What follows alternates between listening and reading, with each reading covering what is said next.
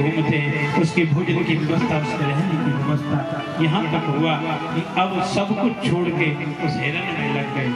और ऐसे हिरन में लगे कि एक दिन हिरन बड़ा हुआ, ये उनके संग रहने लगा, लेकिन धीरे धीरे धीरे धीरे हिरन एक दिन भाग गए। हिरन चला गया, ये उस हिरन के विरह में हाय हिरन, हाय हिरन, हाय हिरन, अरे कहाँ चला गया तू? कहीं कोई शेर तो नहीं खा गया, कहीं रास्ता तो नहीं भटक गया? उसी चक्कर में उस हिरन को ढूंढते खूब ढूंढा, लेकिन हिरन इनको नहीं मिला।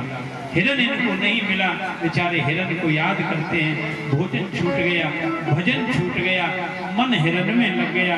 ऐसा लगा हाय हिरन, हाय हिरन, हाय हिरन करते हुए इन्होंने अपने प्राण हिरन को याद करते करते त्याग दिए।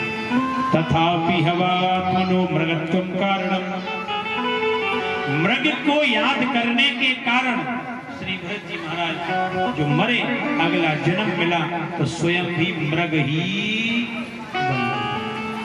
क्योंकि हमारे यहाँ एक नियम है, आप जिसको याद करते हुए मरोगे, अगले जन्म में वही बनना पड़ेगा। राधे राधे, राधे राधे। आप जिसका स्मरण करते हुए आपके प्राण निकलेंगे, शास्त्र निवेदन करता है आपको अगले जन्म में वही बनना। इसको भी याद करके मरो, वही बनोगे। पशु को याद करके बने पशु मरोगे, पक्षी को याद करते मरे पक्षी बनोगे, धन को याद करते हुए धन बन जाओगे। हाँ, बचोगे नहीं। इसलिए हमारे यहाँ निवेदन किया गया है, कभी मृत्यु आए तो किसको याद करके मरे? राधे राधे। क्या मरते समय राम की याद आती है? किनकी याद आती है?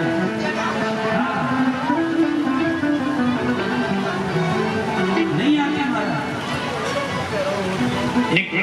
एक आदमी था, एक गांव में रहता था, उसकी बड़ी बढ़िया दुकान थी गांव में, बड़ी बढ़िया दुकान, अच्छी चलती थी। राधे राधे। 4 बेटे थे, 4 बेटे, बढ़िया दुकान चला रहा था गांव में, अच्छा धंधा चल रहा था। समय बीता, बालक बड़े हुए, वो बूढ़ा हो गया। अब बूढ़ा हुआ तो शरीर बेकार हुआ, धीरे धीरे समय बीता, मरने का समय आया, चारपाई पे पड़ा। अब मरने पे क्या हुआ, आवाज बंद हो गई। अब ऐसे करे लंबी लंबी सांसें, बच्चों को बुलाया। बालक ने सोची, चारों ने गड़बड़ है, पिताजी का पैसा दे गए होंगे, अब इनकी आवाज ना निकल रही, कुछ बता ना पा रहे, तो बताए वो चाह रहे कि वो पैसा दे गए होंगे, क्योंकि दुकान का काम था, जरूर रुपया होगा उनका। बालक चारों इकट्ठे हुए, खड़े चारपाई के आगे में करे। बालक ने कही जरूर गड़बड़ है कि वो पैसा या माल रखो, ये बताए कि जाएंगे कुछ न कुछ। एक बालक गया डॉक्टर के पास, डॉक्टर को बुला लाया, डॉक्टर बुला के सामने खड़ा कर दिया। पिताजी कुछ कहना चाह रहे हैं, आवाज नहीं निकल रही है, डॉक्टर साहब कोई दवाई है? डॉक्टर ने कहा एक इंजेक्शन है, 5000 रुपए का लगेगा, थोड़ी देर के लिए आवाज वापस आ सकती है। बालक ने, चारों ने सोची 5000 कोई ज्यादा तो है ना, अगर 50,000 को बताए गए तो 45 तो प्रॉफिट नहीं है, और 4 हैं, 1250, 1250 करेंगे, जादू ना करेंगे। चारों ने बात करी और बोले लगा दो। डॉक्टर ने कि पहले पैसा तो दो। डॉक्टर तो फीस पहले लेते हैं बाद में। राधे राधे।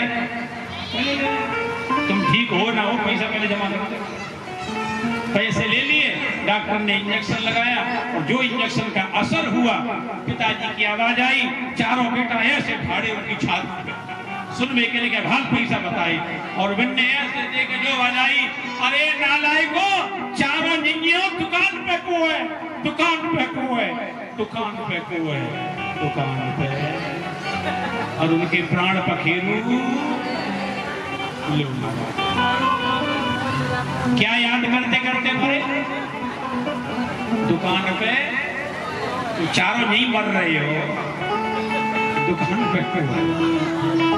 तो जीवन जिसमें आपका लगा रहेगा, अंत समय उसी की याद आएगी। इसलिए जीवन को थोड़ा बदलना सीखो महाराज। हमारे एक कथा भागवत में आती है, कन्नौज में एक अजामिल नाम का ब्राह्मण की कथा है। कन्नौज में रहता था, ब्राह्मण था, लेकिन एक वेश्या के चक्कर में पड़ के पतित हो गया, व्यभिचारी हो गया, दुराचारी हो गया, वेश्या से विवाह कर लिया उसने। तो गांव वालों ने गांव से बाहर निकाल दिया। अचानक एक दिन क्या हुआ, गांव में संतों की एक टोली आई। तो किसी से पूछा संतों ने, भैया कोई रहने की जगह है? तो गांव में कोई ना कोई मजाक किया तो होता ही है, हर गांव में एक जरूर मिलेगा जो मजाक करता हो। तो संतों से मजाक कर दिया। हाँ, हर गांव में होता है, लेकिन वहां भी कह दिया कि महाराज आप कहीं रुकोगे? बोले कोई भगत का घर बता दो। तो उस मजाकिया ने कह दिया हमारे यहाँ एक ही भगत है अजामिल। तो वहां चले गए, और वो बिल्कुल भगत नहीं था, वो महाकुंभ भगत था। वो तो सामान और उठाले बाबा जी पर आता। तो महात्मा बड़े प्रसन्न भाई, बोले कोई तो भगत है। पहुंच गए। अब वो घर में अजामिल नहीं था, उसकी पत्नी थी जो वेश्या थी।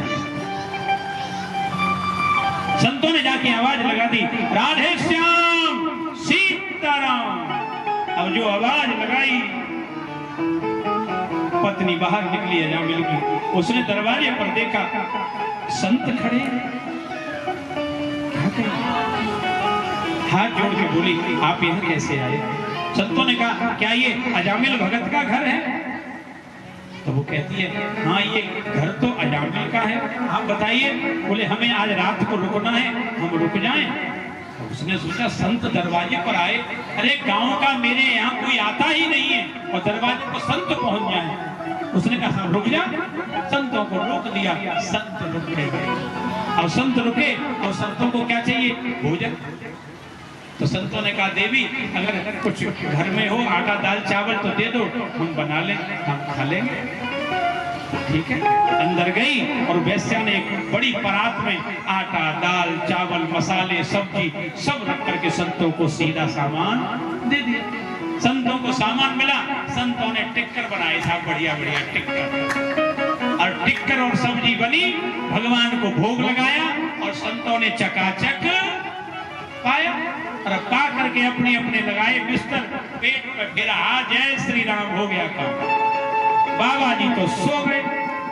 रात में आया अजामिल और दरवाजे पर देखे महाराज रामदास, गंगादास, सरयूदास, जमुनादास और बड़े बड़े बढ़िया बढ़िया।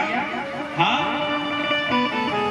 अजामिल ने कही वाह आज बाहर शिकार नहीं मिली, कोई बात नहीं, दरवाजे पर शिकार ही शिकार पड़ी। थोड़ा सा अंधेरा होने दो, एक आदमी को तो निपटाई दूंगा रात में। अब वो जब अंदर गया तो पत्नी से कहता है वाह आज तो तुमने दरवाजे पर मोटी मोटी शिकार रखी है। पत्नी ने कहा दरवाजे पर शिकार कहाँ है? अरे देखो आगे। तो जब पत्नी ने कहा तुम्हारी बुद्धि खराब है, ये शिकार नहीं है, ये महात्मा लोग हैं, ये संत लोग हैं। अरे नहीं, ये सो जाएंगे, इन पे माल होगा, इनके सब उठा लूंगा, ज्यादा भाषण देंगे तो एक आध को निपटा दूंगा। पत्नी ने कहा तुम्हें अकल नहीं आएगी, जानती हो ये कौन है? ये संत हैं। अरे हमारे अहो भाग्य जो हमारे दरवाजे पर संत पर बड़े भाग्य होते हैं महाराज जिनके घर संत आ जाए, और वो भी बिना बुलाए। हमारे यहाँ तो भगवान श्री कृष्ण ने महाभारत में कहा है, निवेदन किया है कि अगर दरवाजे पर संत आ जाए तो अपने आप को बहुत बड़ा भाग्यशाली माना। क्योंकि रामायण में गोस्वामी जी कहते हैं बिनु हरि कृपा, बिनु हरि कृपा मिले नहीं संत, बिनु हरि कृपा मिले नहीं संत। हाँ बिनु हरि कृपा मिले नहीं संत, बिनु हरि कृपा मिले नहीं संत। बिना भगवान की कृपा के आपको संत का दर्शन नहीं हो सकता। अब पत्नी ने समझाया, और पत्नी का डर कैसा होता है? बोलो राधे राधे, जोर से बोलो। पत्नी का डर कैसा होता है कोई बता सकता है कैसा होता है? होता है क्यों परीक्षा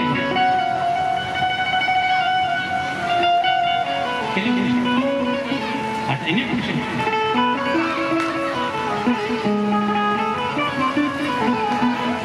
आपको ज्यादा पता है इनके बारे में लगता है।